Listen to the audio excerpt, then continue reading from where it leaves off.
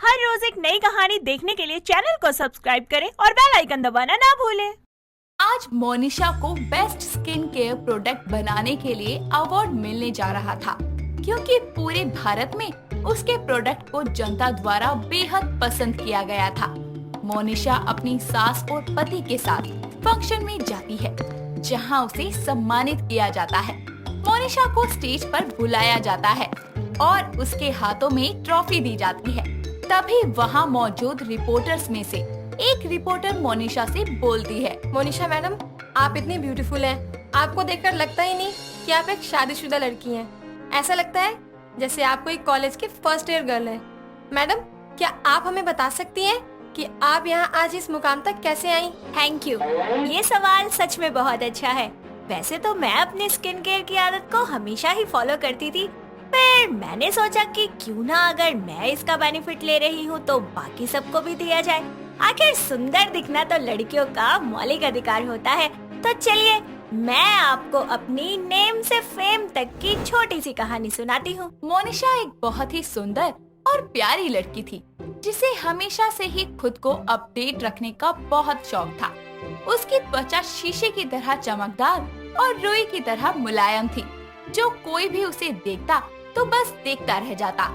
ऐसे ही एक दिन मोनिशा अपनी डेली स्किन केयर रूटीन को फॉलो करते हुए बेसन, हल्दी, नींबू और दही मिलाकर फेस पैक तैयार करती है और अपने चेहरे पर लगा लेती है। तभी वहाँ उसकी माँ नीलम आती है, जो उसे देखकर बोलती है, अरे ये क्या तू अपने मुंह पे टट्टी लगा के घूम रही है? कुछ भी मत बोलो माँ, बेसन का लेप लगाया है ताकि मेरी स्किन ग्लोइंग दिखे। अरे कितना निखरेगी, पहले ही इतनी सुंदर है। ये ज्यादा अंट शंट चीजें मत लगाया कर, वरना जो है उससे भी हाथ धो बैठेगी। माँ मुझे कुछ नहीं होगा। अरे सब कुछ हर्बल यूज करती हूँ। बाहर जाके 2,500-3,000 हजार के महंगे महंगे फेशियल तो नहीं करवाती ना। आप गुस्सा क्यों हो रही हो? भगवान, ये लड़की तो बाप के बाप को पकड़ती है। जितना बोला है उतना किया कर, समझ गई? इतना कहकर नीलम वहाँ से चली जाती है और मोनिशा आराम से अपनी आंखों पर खीरे रखकर फेस पैक के सूखने का वेट करती है। आधे घंटे बाद जब उसका फेस पैक सूख जाता है, तो वो उसे धोकर शीशे में अपना चेहरा देखती है और अपने गालों को छूते हुए बोलती है, हाय हाय कितनी चमक रही है मेरी स्किन। Love you baby.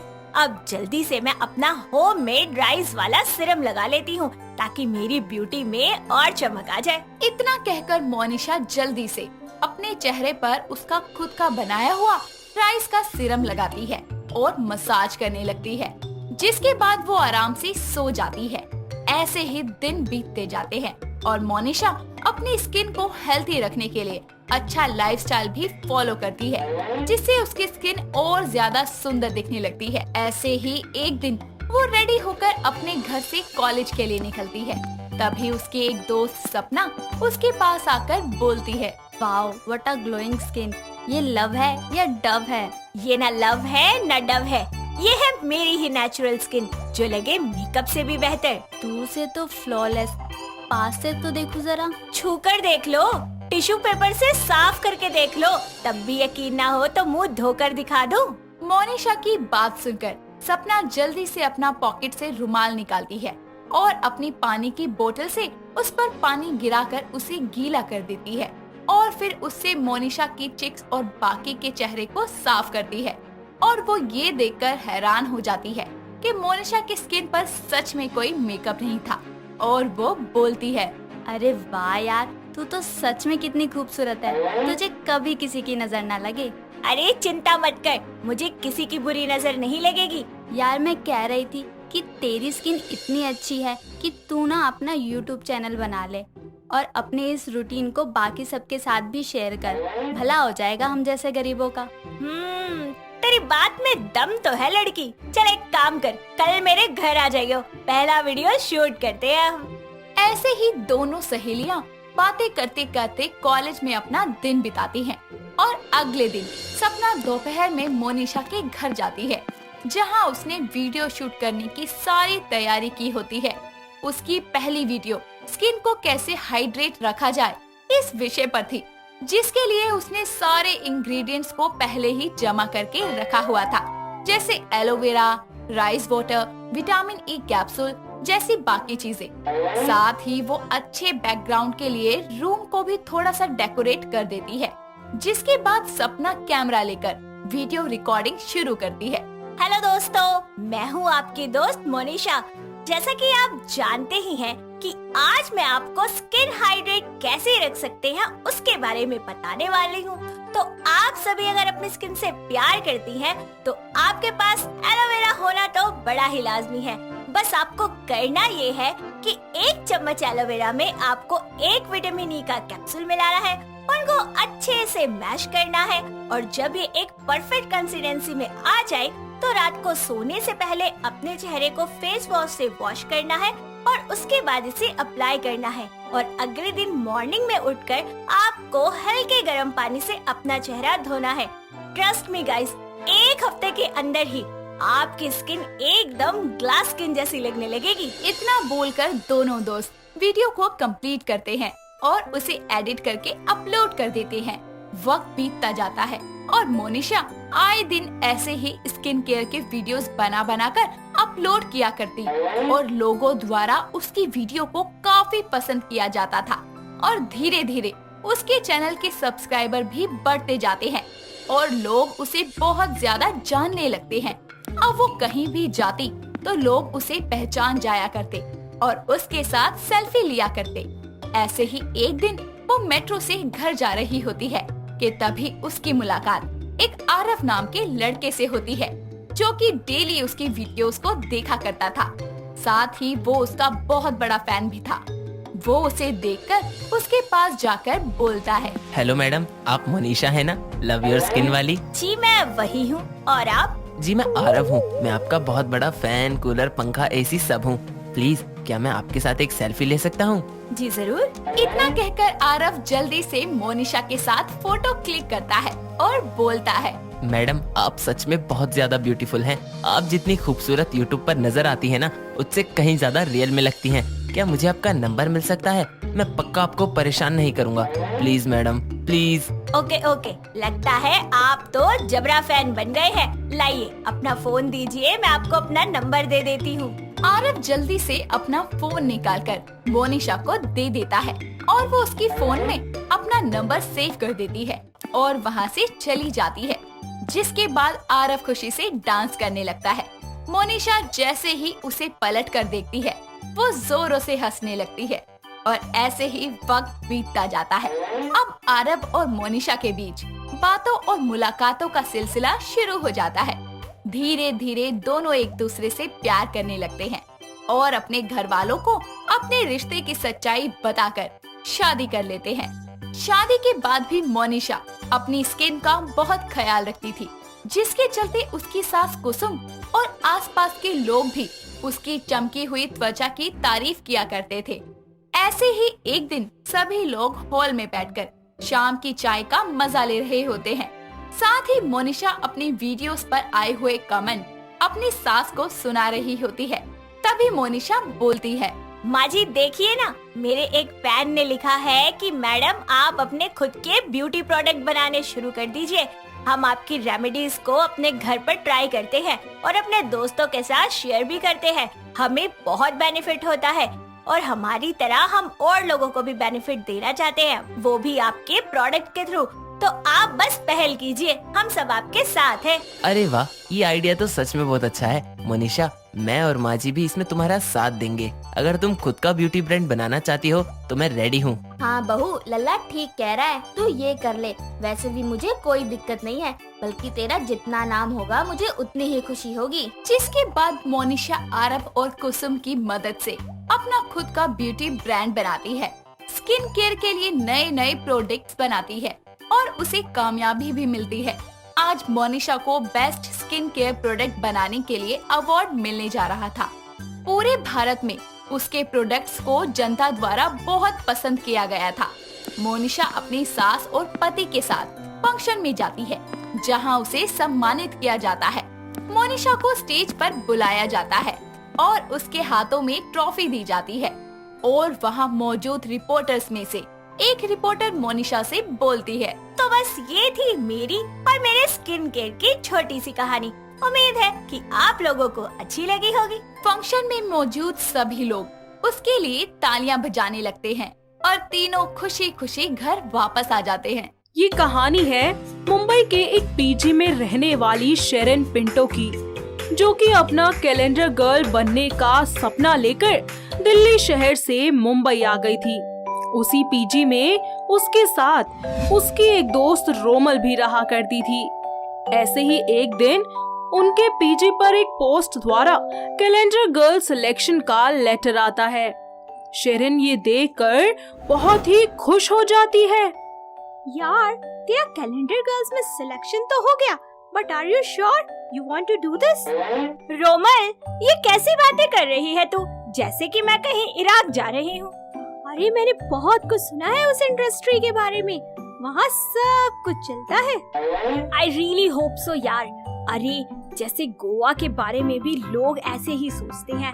अरे वहाँ तो कॉलेज में लड़कियाँ ना बिकनी पहन के घूमती हैं, और यहाँ ऐसा कुछ होता ही नहीं तो एग्जैक्टली यू नो, मेरे लिए बस एक ही चीज मैटर करती है, और वो है एक अच्छा एक्सपीरियंस। सोचो, जब मैं ये कैलेंडर वाले फोटोज अपने ग्रैंड चिल्ड्रंस को दिखाऊंगी तो वो क्या सोचेंगे कि उनकी दादी कितनी हॉट थी। You are too much crazy यार। ऐसे ही अगले दिन शेरन को कैलेंडर शूट से रिलेटेड कुछ बातें करने के लिए स्टूडियो बुलाया जाता है, जहां वो एक शॉर्ट सी ड्रेस पहनकर जाती है और उसकी मुलाकात वहां के बॉस विराट से होती है। शेरन विराट के पास जाकर उससे कहती है, हेलो सर। हे मिस शेरन, कल से आपकी शूटिंग स्टार्ट। Okay sir. लेकिन उससे पहले आपको मेरे लिए कुछ करना पड़ेगा। क्या सर? कुछ ऐसा ही कि हर कैलेंडर गर्ल को हर साल शूट की एक रात पहले करना ही पड़ता है। ये सुनकर शेरन परेशान सी हो जाती है। तभी विराट बोलता है, इसलिए मैं चाहता हूँ कि आज की रात आप मेरे साथ थोड़ा खुल जाएं। Relax baby. अच्छा चलो, आज तुम मुझे अपना कोई डार्क एंड डीप सीक्रेट बताओ। Okay sir. Tell me, when do you first feel a man? I was 15। What? मैं स्कूल में थी, पर वो मेरे स्कूल में नहीं था। He was my neighbor. Sharon उसको अपना डार्क सीक्रेट बताती है। थोड़ी देर बाद विराट उससे कहता है, वाओ, बस मैं चाहता था कि तुम मेरे साथ थोड़ा खुल जाओ। Yes sir. कल से शूटिंग है, मैं चाहता हूँ कि तुम अपना बेस्ट दो बिना किसी हिचकिचाहट के। और हाँ, मैं तुम्हें बता दूँ, तुम्हें कल से बिकनी पहनकर शूट करना है। 5 days 5 कॉस्ट्यूम, ओके? ऐसे ही अगले दिन शेरन कैलेंडर शूट के लिए स्टूडियो जाती है, जहां उसको 5 डेज का कॉस्ट्यूम दिया जाता है। Multiple string bikini, tankini, high neck bikini, high waisted bikini, finch bikini और स्कर्टिनी। ऐसे ही शेरन ये कॉस्ट्यूम पहनकर शूटिंग करती है और वो अपनी 5 डेज की शूटिंग को पूरा कर लेती है, जिसके बाद उसकी बिकिनी फोटोज हर मैगजीन और पेपर पर छप जाती है। ऐसे ही समय बीतता रहता है और एक दिन शेरन को विराट अपने कैबिन में बुलाता है और उससे बोलता है, कांग्रेचुलेशन शेरन, अब तो मुझे तुमसे ट्रीट चाहिए। हाँ, क्यों नहीं सर। तो शाम को मिलो रॉयल बीबीएस होटल में। ओके सर, शाम को मिलते हैं। इस तरह वो दोनों शाम को एक होटल में मिलते हैं, जहां शेरन बहुत ही अच्छे से तैयार होकर जाती है। तो वहीं विराट जब उसको देखता है तो बस देखता ही रह जाता है। साथ ही उसके सामने अपने घुटनों के बल बैठकर रिंग लिए उसे शादी के लिए प्रपोज करता है। शेरन भी उसका प्रपोजल एक्सेप्ट कर लेती है, जिसके बाद वो बोलती है, आज ऐसा लगता है जैसे मेरे सारे सपने सच हो गए। नाम, शोहरत, पैसा, सब कुछ है मेरे पास। हाँ, हो ही गए हैं सपने पूरे। जब तक मेरे साथ हो, मैं तुम्हें वो सारी खुशी दूंगा जो तुम चाहती हो। अच्छा जी, तो फिर आज मुझे खुश कर दो। जो हुकुम मेरी मोहतरमा। I love you Virat. I love you too मेरी जान। आज तुम्हें हमेशा के लिए अपना बना लूंगा। तो बना लो ना फिर अपना। तो समझो बना लिया। वैसे भी तुम तो मेरी जान हो। अच्छा जी, और अगर मुझे कुछ हो गया तो? पागल हो, ऐसी बातें क्यों कर रही हो? अरे बाबा, मजाक कर रही थी, सॉरी। मैं तुम्हें किसी के साथ बर्दाश्त नहीं कर सकता। तुम मेरी जिंदगी हो और मेरी ही रहोगी। मैं कहीं नहीं जाऊंगी तुम्हें छोड़कर कभी भी। Okay, I love you so much. I love you too मेरी जान। दोनों अपने प्यार के रंग में रंग जाते हैं। ऐसे ही कुछ समय बाद दोनों एक दूसरे से शादी कर लेते हैं। वक्त बीतता जाता है और धीरे धीरे शेरन की पॉपुलैरिटी कम होने लगती है और वो आए दिन परेशान रहने लगती है, जिसकी वजह से उसके और विराट के बीच अनबन होनी शुरू हो जाती है। ऐसे ही एक दिन विराट अपने घर पर अपने एक दोस्त योगेश भंडारी को लेकर आता है और वो अपनी पत्नी को आवाज लगाते हुए कहता है, शेरेन, देखो जरा कौन आया है मेरे साथ। हाँ बोलो। अरे देखो, ये मेरा दोस्त है योगेश भंडारी। अरे योगेश भंडारी सर, आप? सर, मैं आपके साथ काम करना चाहती हूँ, प्लीज मुझे एक मौका दे दीजिए। आप जैसे बड़े डायरेक्टर के साथ काम करना सच में मेरी लाइफ में सब कुछ हासिल कर लेने के बराबर है। हाँ, क्यों नहीं। अरे वैसे भी आप हमारे दोस्त की बीवी हैं, हम खुद आपके साथ काम करना चाहते हैं। दोनों की बातचीत देखकर विराट को मन ही मन बहुत गुस्सा आने लगता है। ऐसे ही समय बीतता जाता है और शेरन योगेश से आए दिन मिलना शुरू कर देती है, तो वहीं वो बिगनी शूट भी स्टार्ट कर देती है और कुछ शॉर्ट फिल्म्स में भी काम करती है, जिसके कारण उसका शेड्यूल बहुत ही ज्यादा बिजी रहता है और वो विराट को ज्यादा टाइम नहीं दे पाती। इस वजह से दोनों की पर्सनल लाइफ खराब होने लगती है और दोनों मियाँ बीवी के आए दिन झगड़े होने शुरू हो जाते हैं। ऐसे ही एक दिन, आजकल मैं तुम्हारा सब देख रहा हूँ जो तुम कर रही हो। क्या मतलब है तुम्हारा? अब तुम कोई फिल्म या कोई शूटिंग नहीं करोगी। मैं देखता हूँ कि तुम कैसे जाती हो बाहर। विराट, तुम मेरे साथ जबरदस्ती नहीं कर सकते। जबरदस्ती कभी भी नहीं की, लेकिन आज करूँगा। नहीं जाना कहीं तुम्हें बाहर। मैं शेरन हूँ और मैं अपने हिसाब से चलती हूँ। जो मुझे करना है वो मैं करूँगी, समझे तुम? तुम ऐसे नहीं मानोगी। रुको, अभी बताता हूँ। रुको, मैं अभी पुलिस कंप्लेन करती हूँ तुम्हारे खिलाफ। बहुत गुस्सा आ रहा है ना तुम्हें? अभी बताती हूँ। रुको, अभी तुम्हारी अकल ठिकाने लगाता हूँ मैं। विराट उसको एक कमरे में रस्सी से बांधकर बंद कर देता है। ऐसे ही समय बीतता जाता है और विराट शेरन को एक कैदी की तरह उसके हाथ पैर बांधकर उसको कमरे में रखा करता। ऐसे ही एक रात विराट शेरन के कमरे में उसके लिए खाना लेकर जाता है और खाना खाने के लिए उसके हाथ खोल देता है। शेरन गुस्से से कटोरे में रखी सब्जी उठाकर उसकी आंख में डाल देती है, जिससे विराट छटपटाने लगता है और शेरन इस मौके का फायदा उठाकर अपने पैरों पर बंधी रस्सी को खोल देती है और फिर जाकर एक चाकू से विराट पर वार करके वहां से भाग जाती है। विराट वहीं दम तोड़ देता है, तो वहीं दूसरी तरफ शेरन अपनी एक नई जिंदगी की शुरुआत करती है और एक बार फिर से अपनी जिंदगी में ऊंचाइयों को हासिल करती है। तो दोस्तों, कैसे लगी आपको हमारी ये बिकिनी वाली बहू? क्या आपके घर के आसपास भी है कोई ऐसी बहू? अगर हाँ, तो उसे ये वीडियो दिखाइए और हमें कमेंट करके बताइए। दोस्तों, अगर आपको ये कहानी पसंद आई तो इसे लाइक करें, शेयर करें और कमेंट करके बताएं कि कहानी में आपको सबसे अच्छा क्या लगा।